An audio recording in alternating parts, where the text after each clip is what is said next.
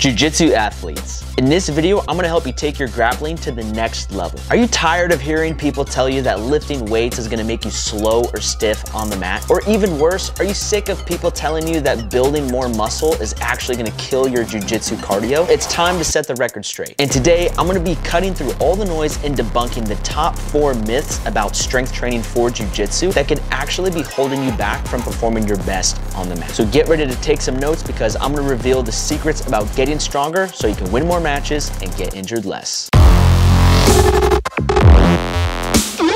What's going on, guys? My name is Josh Settlage and I'm the BJJ Strength Coach. And before I reveal the truth about myth number 1, I did have a free gift that I'd love to send you. If you want to learn more about how you can get stronger so you can win more matches and get injured less, be sure to click the link in the description below and you can download a free 4-week strength program. Now let's bust myth 1. Myth number 1, lifting weights will make you slow. This is a hilariously outdated myth that is still circling the jiu-jitsu community today. Speed in all sports is a result of an athlete's ability to produce force. The less time it takes for an athlete to produce force and the greater the amplitude of that force, the faster the athlete is going to be. And the sport of jiu-jitsu is no different. In every other sport in existence where speed matters, you'll often find athletes lifting weights to increase their base level of strength. In order to be fast, you also have to be strong. And your base level of strength has a direct effect on your ability to produce force and be fast. Here are the 3 steps to be lightning fast on the mat. Lift heavy weights to increase your foundation of strength. Lift lighter weights as fast and as explosively as possible to improve your rate of force development and power output. And drill your techniques on the mat. Don't just drill them until you get it right, but focus on drilling them until you can't get it wrong in order to improve movement efficiency. Myth number 2, building muscle will make you stiff for jiu-jitsu. For years, the jiu-jitsu community has wrongly assumed that having more muscle mass automatically means less mobility for jiu-jitsu. And they'll often point to pro bodybuilders as prime examples of more muscle, more problems. Here's the truth. Just because pro-level bodybuilders aren't as flexible or mobile as pro-level jiu-jitsu athletes doesn't mean that gaining muscle mass directly causes a lack of mobility. As a jiu-jitsu athlete, you can absolutely build more muscle while simultaneously maintaining and even improving your current mobility for jiu-jitsu. 2 great examples of this are my good friends Nsima Iyang and Jimmy House. Both of these guys came from powerlifting and pro bodybuilding backgrounds before they started jiu-jitsu, and they are both well over 200 pounds and insanely jacked. Despite having developed more muscle mass than 99% of the rest of the jiu-jitsu community, they are both incredibly flexible and mobile for jiu-jitsu. Both Nsima and Jimmy structure their strength and conditioning training to have a good balance of strength development while also working on improving mobility. Building muscle doesn't make you stiff, neglecting your mobility work does. Myth number 3, strength training is dangerous for jiu-jitsu athletes and will make you more likely to get injured. Okay, this one is just not true at all. One of the number ways you can get injured less in jiu-jitsu is to actually get stronger. How do you get stronger? Through proper strength training. No one ever got injured by lifting weights with proper form and technique